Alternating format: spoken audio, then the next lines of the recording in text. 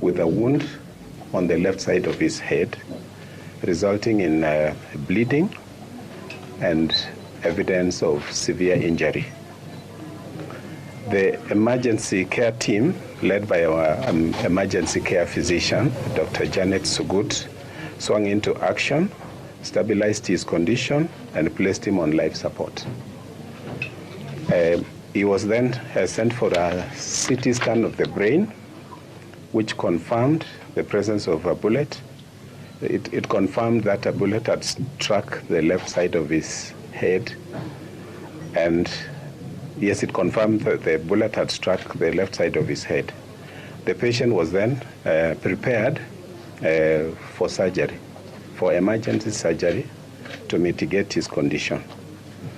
And at around 8:50 p.m., he was ready, and also our team was ready to start the operation.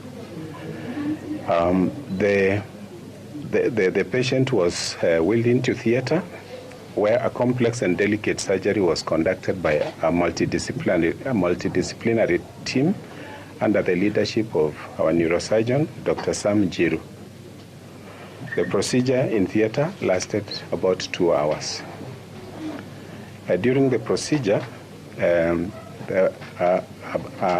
an object believed to be a bullet was removed. The patient thereafter was transferred to the intensive care unit, where he is being cared for up to this moment. While his condition is critically ill, he is alive and is under close round-the-clock observation and care by our dedicated medical team. In total, ladies and gentlemen, we received 16 casualties in our accident and emergency center yesterday from the demonstrations. The injuries that were described ranged from gunshot wounds to blunt trauma. Of the 16 patients, 7 patients were admitted to the wards for further management. 9 were treated and discharged. As of this morning, 6 had undergone surgery. 2 had undergone surgery, and 4 more were on the theater list, waiting to go to theater this morning. One other patient who remained unidentified as of this morning, having sustained a skull fracture reportedly from blunt trauma to the head. We commend the swift actions of the first responders and the public who ensured the timely referral of casualties to KNH. We also acknowledge the professionalism and dedication of our medical staff, who continue to respond effectively under high-pressure emergencies. Kenyatta National Hospital is committed to providing the highest standard of emergency and trauma care. Further updates will be provided as appropriate, with due regard to the privacy and the dignity of the patients involved. I close by wishing all the patients who are injured, who are in our care, a quick recovery. Thank you very much. Any questions? Daktari, jambo. Jambo. Kutoka Citizen TV. Na awali kulikuwa na taarifa kwamba familia ilikuwa imeruhusiwa kwenda kumwona mtoto wao kwenye ICU, na pili kunazo picha ambazo zilikuwa zikisambaa sana kwenye mitandao ambazo zinaonyesha huyu mgonjwa akiwa kitandani. Kulikuwa na taarifa pia kwamba hali yake haikuwa nzuri sana. So ningependa kama tuambia vile mambo ilivyo, na pia jina la huyu mgonjwa haswa, sababu pia kulikuwa na taarifa kwamba jina lake ni Joshua, lakini baadaye tunaambiwa anaitwa Boniface. So utatuweka sawa hapo. Asante sana kwa swali lako kuhusu huyu mwathiriwa ambaye yuko katika wadi yetu ya wagonjwa mahututi. Ukweli ni kwamba alifikishwa akiwa katika hali mahututi kama nilivyoguzia wakati nimesoma taarifa yangu. Ameshafanyiwa upasuaji na iko katika hali sasa hivi ambayo ni afadhali kuliko jinsi alipofika. Inawezekana kwamba kuna picha mtandaoni. Ni sera yetu kwamba wagonjwa wasipigwe picha na picha hizo kusambazwa mitandaoni bila idhini yao. Inawezekana kwamba watu wasiozingatia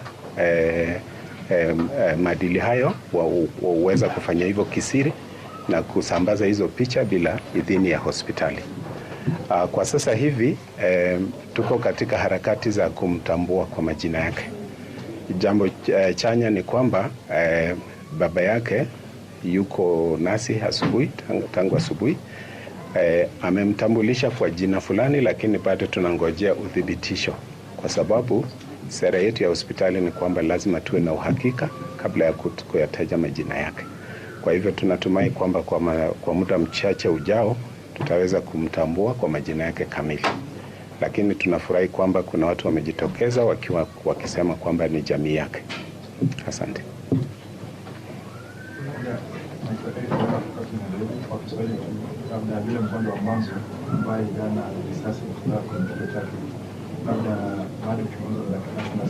kiwango cha hatari ambayo kwa sasa tunajua lakini kiwango cha hatari asante sana. Swali ambalo limejibu awali linamhusu huyo mgonjwa ambaye huenda ikawa ndiye alionekana katika mtandao na ndiye amefanyiwa upasuaji, na nimesema alifika akiwa katika hali mahututi, na baada ya upasuaji tumeona mabadiliko. Sisemi kwamba ameamka, lakini yuko katika hali ambayo inaridhisha kiasi fulani ukilinganisha na jinsi alipofikishwa hospitali. Asante.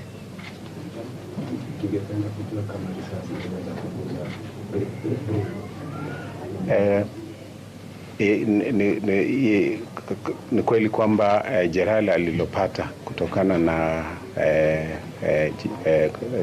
kifaa hicho ambacho tunashuku kuwa ama tunadhani ni risasi iliweza kusababisha uharibifu wa mfupa wa ubongo, mfupa wa kichwa, alafu pia kukawa na jeraha katika ubongo wake kwa kiasi fulani. Ndio hivyo naweza kusema kwa sasa. Ni masaa 24 ya kwanza. Ni wakati muhimu sasa ambao tunakumbana nayo. Ni vigumu kusema kwa sasa jinsi mambo yatakavyotokea. Kwa hivyo tutahitaji muda ili tuweze kutathmini hali yake, na ndivyo nimesema kwamba kila siku tutaweza kuwaeleza jinsi anavyoendelea.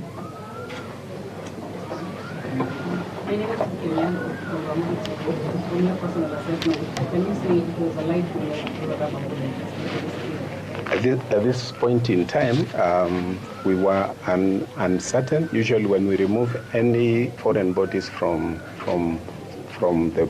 bodies of injured persons, they are submitted for analysis.